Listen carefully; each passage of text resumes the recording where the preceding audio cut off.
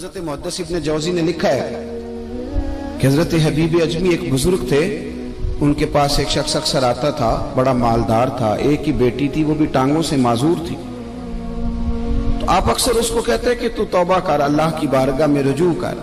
एक वक्त ऐसा आता है कि फिर इंसान का जब कोई अपना नहीं रहता फिर उसे मुसल्ला याद आता है, लेकिन अगर मुसल्ले की आदत बचपन से पड़ जाए ना तो फिर जरा आसान होता है अल्लाह से दिल लगाना।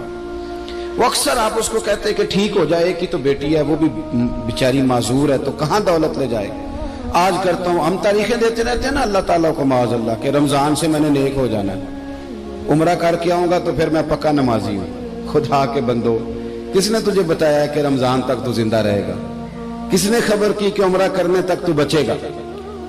हजरत हबीब अजमी उसको कहते तो कहता बड़ी जल्दी ठीक हो जाऊंगा। एक दिन सवेरे सवेरे तौबा करने आ गया। आपने फरमाया क्या हुआ? तो कहने लगा हजरत जी कल एक 15 साल का नौजवान मिला है और मुझे तौबा करा गया। मजा ही इस उम्र में अल्लाह अल्लाह करने का।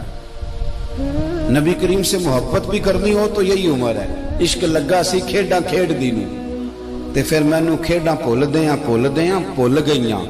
कज्जल पाया सी मैं यार दे वेखणे नूं, फिर ओदी याद च रोंदियां ही डुल गईयां। हैदर शाह इस गली कदे ना रुलदी, पर हुण ते रुलदी रुलदी रुल गईयां।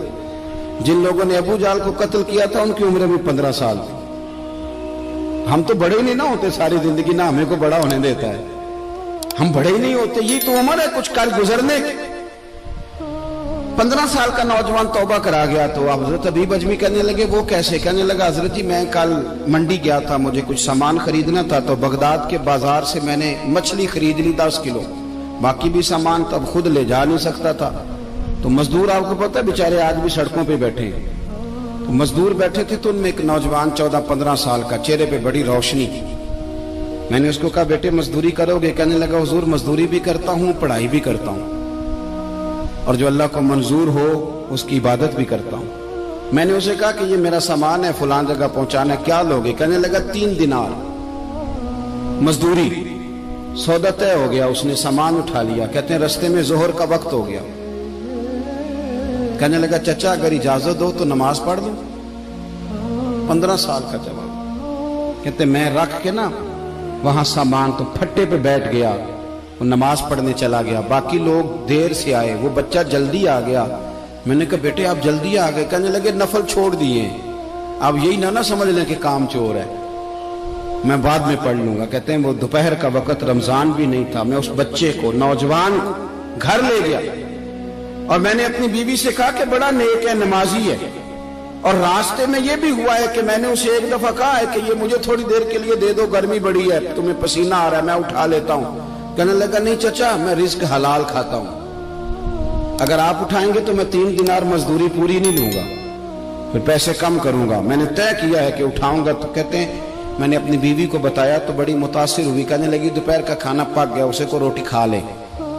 रमजान भी नहीं था। कहते मैं बाहर निकला, उसको 3 दिनार थमाए। तो मैंने कहा बेटे एक बात मेरी मानोगे? कहने लगा बताइए। मैंने कहा खाना पकाए खा लो। कहने लगा मैं माफी चाहता हूं, मैंने रोजा रखा हुआ है। हुजूर ने हुक्म दिया, हुक्म नबी करीम ने हुक्म दिया, बुखारी मुस्लिम की हदीस है। फरमाया नौजवानों अगर तुम्हारे पास ताकत है तो निकाह कर लो, वरना रोजे रखो। हुक्म दिया, या निकाह और या रोजे, ये सरकार का हुक्म है। भाई नफली रोजा नफ्स की कुव्वतों को कुचलता है, इंसान में नौरानियत और रूहानियत लाता है। कहते वो कहने लगा मैंने रोजा रखा है। मैं और मुतासिर हो गया। मैंने कहा आप क्या करोगे? कहीं और जाना है? कहने लगा नहीं, मैं जिस दिन 3 दिनार कमा लेता हूं फिर मैं मजीद लालच नहीं करता, बाकी वक्त या कुरान मजीद पढ़ता रहता हूं या नबी पाक पे दुरूद शरीफ पढ़ता रहता हूं। आप बताएं। तो मैंने कहा कि इफ्तार मेरे साथ कर लो। कहते हैं मैं उसे मस्जिद छोड़ आया और खुद मैं लौट आया। इफ्तार के बाद मैं उसे लाया, खाना खिलाया, इशा पढ़ी। उसका घर दूर था, मैंने ड्राइंग रूम खोल दिया, बैठक खोल दी, वहीं वो सो गया। मेरी 20 साल की माजूर बच्ची कभी चल नहीं सकती थी, कोई तबीब कोई हकीम मैंने छोड़ा नहीं था जिसको दिखाया न हो। एक ही बेटी, वो भी माजूर पैदाइशी। उसके कमरे में गए, मियाँ बीवी उसे खाना खिला, बताया बेटे एक नौजवान है, बड़ा नेक है हमारे घर में, आज बड़ा परहेजगार। पता है हुजूर ने क्या फरमाया? नबी करीम फरमाते हैं जब नौजवान उठ के तहज्जुद पढ़ता है ना, नौजवान तो अल्लाह फरिश्तों के सामने उस नौजवान पर फख्र फरमाता है।